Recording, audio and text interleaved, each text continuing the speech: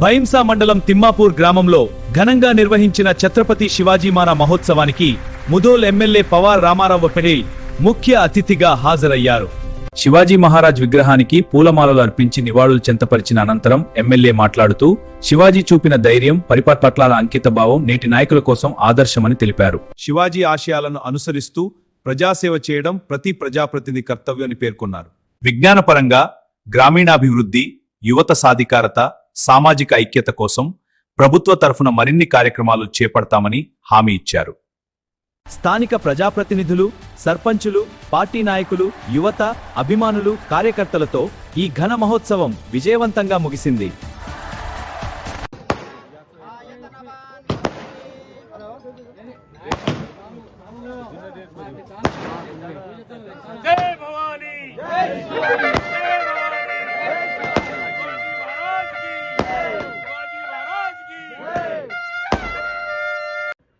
దంపతులతో పుట్టిన శివాజీ మహారాజ్ అతి చిన్న వయసులో 16 సంవత్సరాల వయసులో ఈ దేశంలో మొఘలై రాజ్యం జరుగుతుంది, మొఘలైల అత్యాచారం జరుగుతుంది. భారతదేశం అంటే కౌరవులు, పాండవులు రాజ్యం చేసిన దేశం, హిందువులు చేసిన రాజ్య దేశం.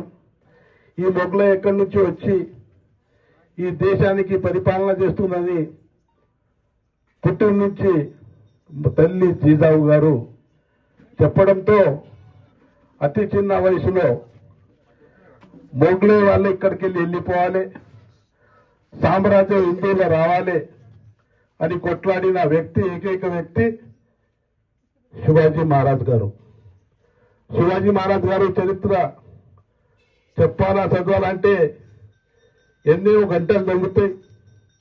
ఎందుకంటే ఆయన చేసిన కార్యం, చేసిన గంట ఎన్ని కిలోలు గెలిచిన అటువంటి నాయకుడిని ఈరోజు మనం